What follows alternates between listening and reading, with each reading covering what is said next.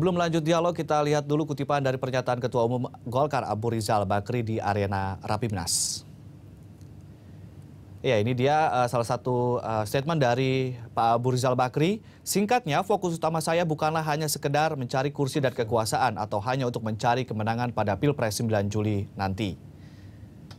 Berikutnya juga, pikiran dan hati saya akan saya tujukan untuk mencari jalan agar seluruh bangsa Indonesia dapat merajut kembali kebersamaan.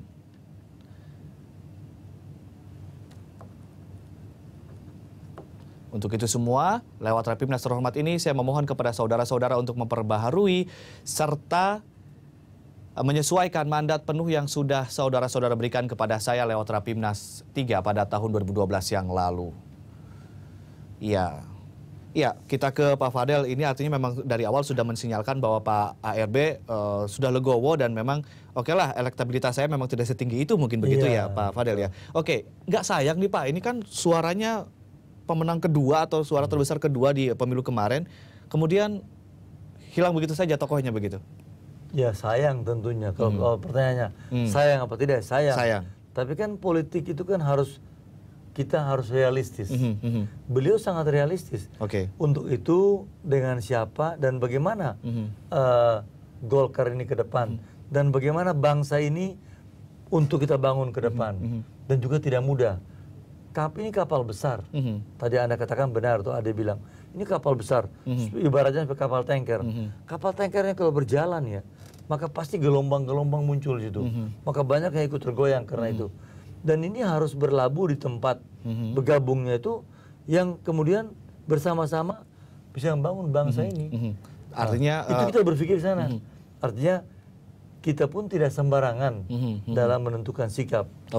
Artinya dengan tradisi kekuasaan yang dimiliki oleh Golkar akan kemudian masuk ke dalam sebuah poros yang kemungkinan besar akan menjadi penguasa di pemilu nanti, begitu ya. Baik. Potensi memenangkan pemilihan presiden. Gitu. Ya, baik. Kita ke Pak Syamsuddin. Pak Syamsuddin, ini juara kedua pemilu atau suara terbesar kedua di pemilu pileg kemarin, tetapi kemudian tokohnya tidak kemudian maju begitu ya. Apa yang harus dipelajari oleh Golkar dalam hal ini? Ya, semula memang saya juga membayangkan Golkar itu akan fight gitu ya, memperjuangkan ARB sebagai calon presidennya. Apalagi sudah diputuskan melalui Rapimnas 2 tahun sebelumnya. Tapi kok malah sudah kalah sebelum bertanding. Nah, sebetulnya ini sangat disayangkan. Tapi situasinya memang tidak memungkinkan. Dalam masalah ketokohan atau elektabilitas tokoh yang diusung oleh Golkar, apa yang kemudian harus dievaluasi untuk kedepannya untuk Golkar, Pak? Saya pikir yang paling penting dievaluasi adalah mimpi Golkar ke depan untuk bangsa kita supaya lebih baik itu apa? Itu mungkin ada baiknya dilihat kembali. Apakah memang masih sesuai dengan apa yang dibayangkan oleh bangsa kita, masyarakat kita pada umumnya, atau memang mesti ditinjau kembali pembangunan ekonomi dan lain sebagainya. Ya, Pak Fadel, ini kalau dari pihak Anda sendiri, apa yang kemudian harus dipelajari dari kasus ini, dari hal ini untuk Golkar sendiri? Ya, kita menyadari bahwa ketika kita dipaksakan threshold presiden 20%, kita saya sudah merasakan wah ini cukup berat loh. Apakah kita mampu mencapai 20 atau tidak? Tapi teman-teman masih optimis. Ya saya bilang bahwa kita bekerja keras, tapi kita punya kompetisi tidak tidur. Tapi ke depan kan berubah. Sudah mulai berubah, pemilihan bersama-sama sekaligus.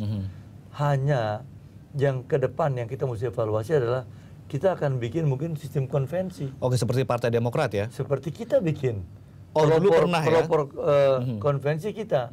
Sehingga kita harus betul-betul mencari pemimpin kita yang akhirnya bisa menarik gerbong yang besar ini. Tapi Partai Demokrat dengan konvensinya juga tidak terlalu ini, Pak. Iya, sayang kalau Pak Ical misalnya atau ARB kemarin berkesempatan jadi calon presiden, artinya thresholdnya katakan mungkin 10% saja, maka bisa ramai kemarin.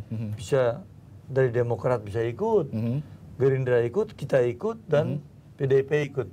Maka bisa 10 kandidat, 4 kandidat dengan threshold 10%. Maka saya kira ini fair.